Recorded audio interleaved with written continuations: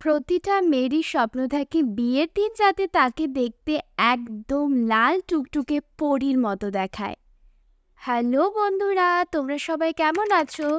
আমি আজ তোমাদের সাথে শেয়ার করতে চলেছি একটা সিম্পল ইজি গায়ে হলুদের মেকআপ লুক।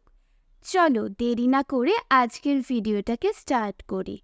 প্রথমে আমাদের ফেসে খুব ভালো করে প্রাইমার অ্যাপ্লাই করতে হবে।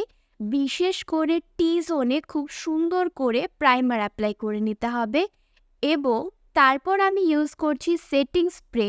যেহেতু গায়ে হলুদের মেকআপটা অনেক লং লাস্টিং হতে হবে, তাই প্রাইমারের পরে ইউজ করেছি সেটিং স্প্রে। এরপর আমি ইউজ করছি কালার কারেক্টার।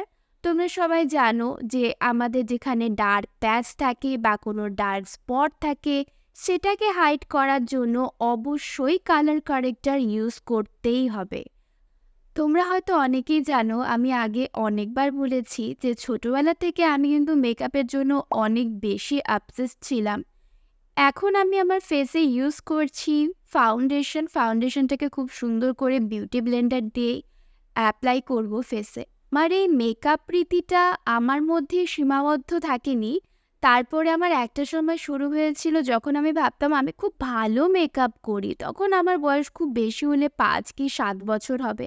এখন আমি অ্যাপ্লাই করছি কনসিলারটাকে কিন্তু আমি ডিরেক্ট অ্যাপ্লাই করছি না, ব্রাশ দিয়ে খুব অল্প করে আন্ডার আইসে অ্যাপ্লাই করব।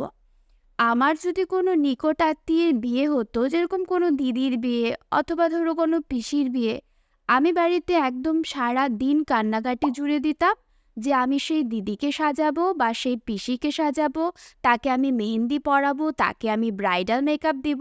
এখন আমি আমার ফেসটাকে কন্ট্যুর করব। সবার প্রথমেই সময় দেব আমি আমার নোজটাকে, কারণ আমার নোজটা কিন্তু অনেকটাই বোঝা। ফেস কন্ট্যুরিং যদি তুমি ঠিকঠাকভাবে করতে পারো তাহলে কিন্তু তোমার ফেসটা অনেক ইনহ্যান্স হয়ে যাবে।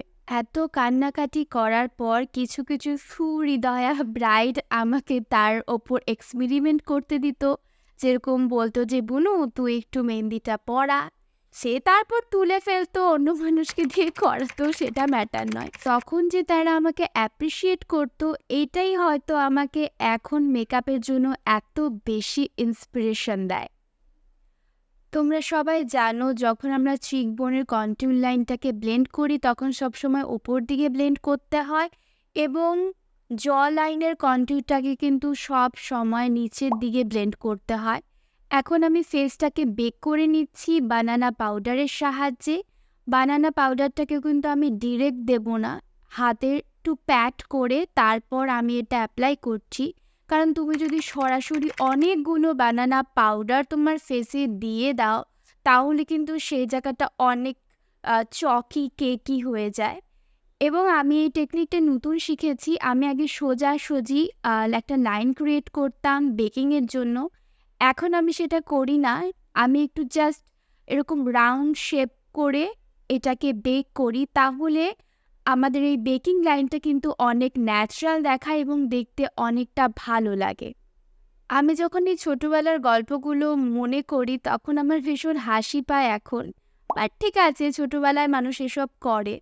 তো এখন আমি আমার আইশ্যাডোটায় চলে যাচ্ছি। আইশ্যাডোর জন্য একটা নিউট্রাল কালার নিয়ে পুরো আইলিডটাকে প্রথমে কভার করব, আর পর অরেঞ্জ কালার নিয়ে এভাবে ক্রিজ লাইনের ওপর দিয়ে খুব সুন্দর করে অ্যাপ্লাই করা স্টার্ট করব। ধীরে ধীরে বিল্ড করব, একেবারে অনেক কালার দিয়ে দিলে কিন্তু এটা একদম পুরো মেস হয়ে যাবে। তারপর আমি পিঙ্ক কালার নিয়ে নিচ্ছি, আউটার কর্নারে প্রথমে একটা ছোট্ট অ্যাপ্লিকেটার দিয়ে অ্যাপ্লাই করছি, দেন খুব সুন্দর করে কিন্তু আমি এটাকে ব্লেন্ড করছি। আমি আজ কাট ক্রিজ করব, তো তাই প্রথমে ওপর দিক দিয়ে ডার্ক কালারগুলো অ্যাপ্লাই করছি এবং মিডল পোর্শনে আমি লাইট কালার অ্যাপ্লাই করব। এখন রেড কালার নিয়ে সেই অরেঞ্জ কালারের এবং পিঙ্ক কালারের ওপরেই অ্যাপ্লাই করছি যাতে এটা আরেকটু ড্রামাটিক হয়ে যায়, ডার্ক হয়ে যায়। এখন কনসিলার নিয়ে নিচ্ছি। কনসিলার তোমরা জানোই মোটামুটি ক্রিজ লাইনে অ্যাপ্লাই করতে হবে।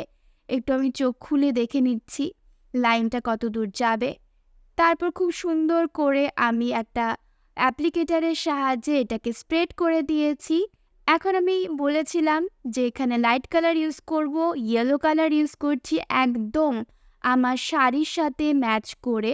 আইশ্যাডোতে আমরা যখন এই কালারগুলো অ্যাপ্লাই করি তখন কিন্তু আমাদের চোখটা দেখতে অনেক বেশি সুন্দর লাগে, অনেকটা প্রজাপতির মতো দেখতে লাগে। গায়ে হলুদের দিন তুমি যখন ফুলের গয়নার সাথে এই লুকটা ক্রিয়েট করবে তোমাকে কিন্তু দেখতে কোনো ফুলপরীর থেকে কম লাগবে না। এখন আমি আইলাইনার অ্যাপ্লাই করছি।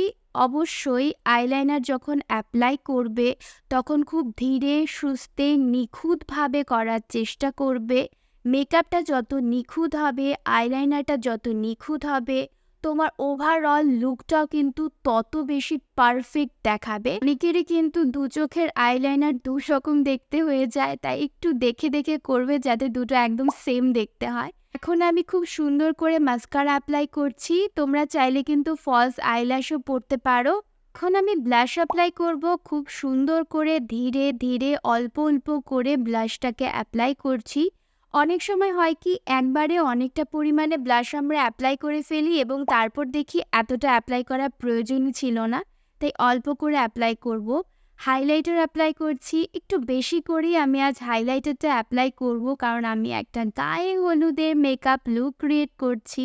তো ব্রিজ অফ দ্য নোসে খুব সুন্দর করে অ্যাপ্লাই করেছি এবং আইব্রোর নিচে অ্যাপ্লাই করছি। আজ আমি একটা রেড শেডের লিপস্টিক ইউজ করছি। তোমরা তোমাদের পছন্দ মতো লিপস্টিক ইউজ করবে এবং মেকআপের শেষে অবশ্যই মেকআপ ফিক্সার অ্যাপ্লাই করতে ভুলবে না। এটা হলো আমার ফাইনাল লুক। আমার তো মনে হয় আমাকে দেখতে পরীর মতো লাগছে, ভীষণ কিউট।